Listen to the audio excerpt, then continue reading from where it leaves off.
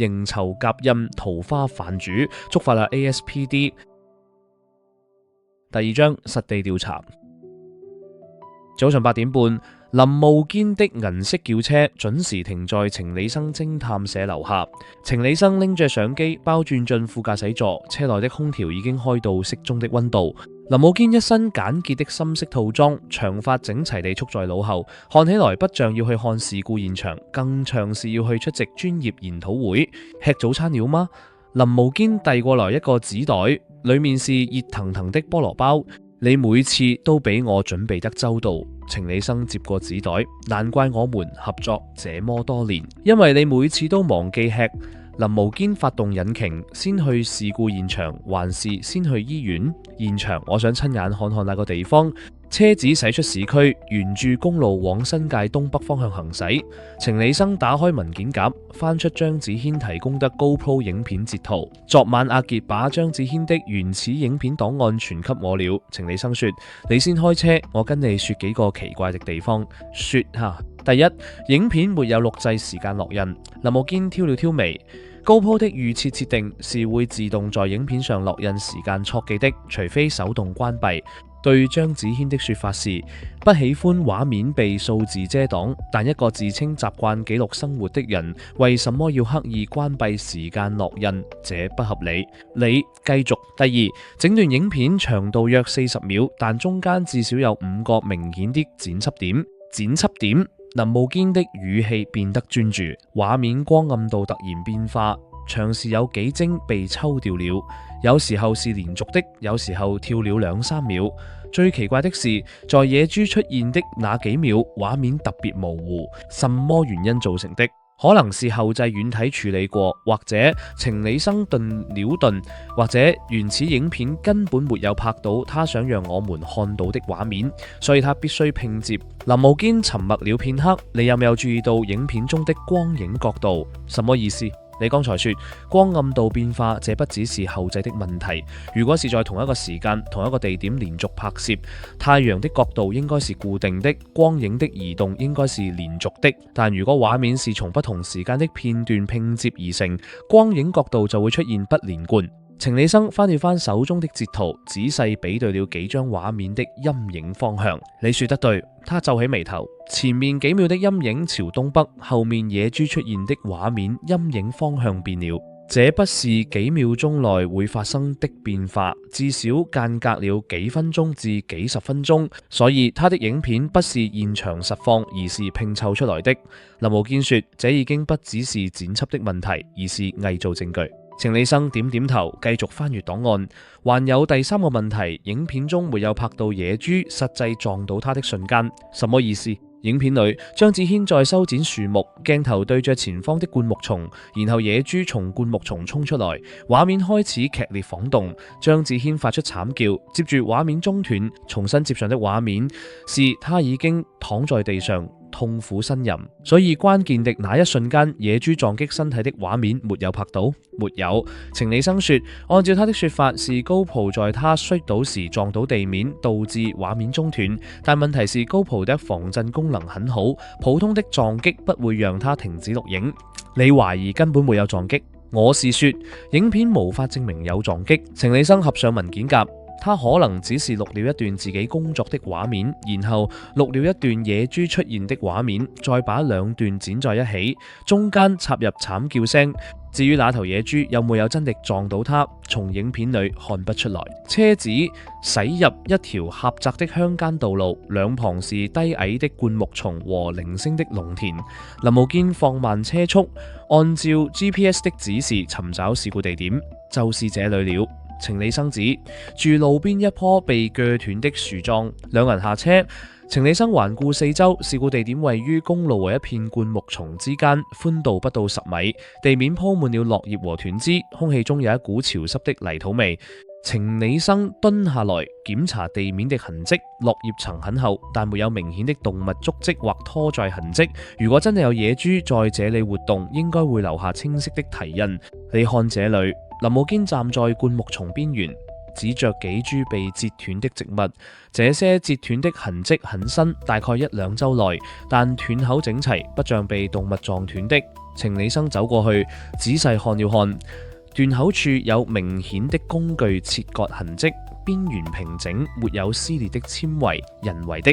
他判斷到有人故意製造了灌木叢被衝撞的假象。張子軒很有可能，他需要一個合理的解釋，為什麼野豬會從這個方向衝出來。程理生站起來，望向四周的環境，這裡靠近公路，車流聲不斷，對面是一片開闊的農田，只有這一小塊灌木叢勉強可以藏匿動物。但野豬喜歡茂密的樹林和靠近水源的地方，這裡既不茂密也沒有水源，野豬不會選擇這裡作為棲息地。程理生說，如果它真的出現在這裡，只有兩種可能：被人引誘過來，或者被人帶過來的。林慕堅拿出手機拍了幾張照片。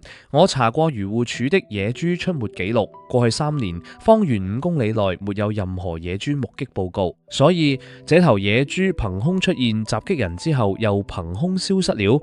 按照張子軒的劇本是的。程理生沿住灌木叢邊緣走了一圈，在一個隱蔽的角落發現了一些殘留物、玉米粒和蘋果核。堅澤過來看看這個。林慕堅走過來，蹲下仔細觀察，他從口袋裏拿出個證物袋，小心翼翼地將幾粒玉米和蘋果核裝進去。這些水果不是自然生長在這裏的。他說附近沒有玉米田或蘋果樹，這是有人刻意放置的，引誘野豬的夜鳥。程理生說，他先用食物把野豬引到這個區域，然後等野豬出現的時候，他假裝被攻擊。林慕堅接話，但問題來了，他怎麼控制野豬即撞他一下，而不是真的把他撞成重傷？程理生沒有回答。這個問題的答案可能需要更深入的調查。兩人回到車上，往張子軒工作的工程公司駛去。他們要訪問當天在場的幾名同事。公司位於一個工業區的角落，辦公室簡陋得只有幾張桌子和一台舊冷氣。程理生和林慕堅被帶到一間小會議室。幾分鐘後，一個皮膚黝黑的中年男子走要進來。我叫陳志強，是當天跟張子軒一組的。他坐下，眼神有點緊張。保險公司的人，我們是受保險公司委託的調查員。程理生遞上名片，想請你回憶一下當天的情況。陳志強點點頭，點了一根煙。那天下午，我們4個人一組，在公路邊修剪樹木。張子軒一個人負責比較遠的那段，大概離我們30-40米。為什麼讓他一個人？林慕堅問。他自己要求的，說是想練習獨立操作鏈鋸，我們也沒多想。他這個人平時就不太合群，總是一個人待着。然後大概2點半左右，我們聽到一聲慘叫，陳志強皺起眉頭，叫得很大聲，很淒厲。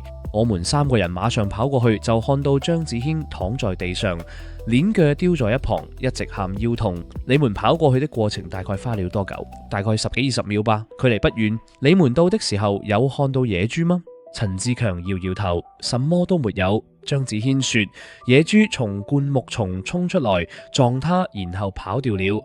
但我們什麼都沒看到，連野豬的背影都沒看到。你們沒聽到野豬的叫聲或腳步聲？沒有，只聽到他的慘叫。程理生在筆記本上快速記錄事發前他有沒有什麼異常行為。陳志強吐了口煙，似乎在回憶。他出事前幾個星期，老是問我們附近有沒有野豬出沒，還問如果遇到野豬該怎麼辦，用什麼方法可以引開野豬之類的。我們當時覺得奇怪，一個讀過大學的人怎麼會怕野豬？現在想想好像有點不太對勁。怎麼不對勁？正常人遇到野豬會躲，但他好像很想知道野豬會怎麼攻擊人。陳志強壓低聲音，有一次我聽到他跟朋友講電話，說什麼如果被野豬撞到哪個部位受傷，最不會留下後遺症。我那時候以為他在開玩笑，現在越想越無。程理生和林慕堅交換一個眼神，還有其他異常嗎？林慕堅問。還有一件事，陳志強叉滅了煙頭。事發前1個星期，我看到他在灌木叢那邊蹲了很久，好像在埋什麼東西。我問他在幹嘛，他說在找工具。但那天之後我就覺得那個地方有股怪味，什麼樣的怪味？說不上來，有點像藥味，又有點像腥味。大概2-3天後就散了。程理生在筆記本上寫了2個字：鎮靜劑。訪問結束後，兩人走出公司，在車邊站了一會兒。越來越清楚啦。林慕堅說，他提前研究野豬習性，尋找野鳥，甚至可能使用鎮靜劑來控制野豬的行為。這不是臨時起意，是精心策劃的。但他還是留下了太多破綻。程理生說 ，GoPro 影片沒有時間烙印，光暗度不連貫，關鍵撞擊，畫面缺失，這些都是業餘級的錯誤。一個真正想偽造證據的人不會這麼粗糙。也許他以為沒人會認真查。林慕堅打開車門，或者他太相信自己的小聰明了。程理生沒有說話，他想起了張子軒的命盤刑囚。甲印格局帶來的不僅是犯罪傾向，還有一種我比所有人都聰明的傲慢。這種傲慢會讓人低估對手，高估自己的偽裝能力。接下來去醫院，林慕堅問。去醫院，程理生係上安全帶，我想親眼看看一個被野豬撞傷腰的人到底有多痛苦。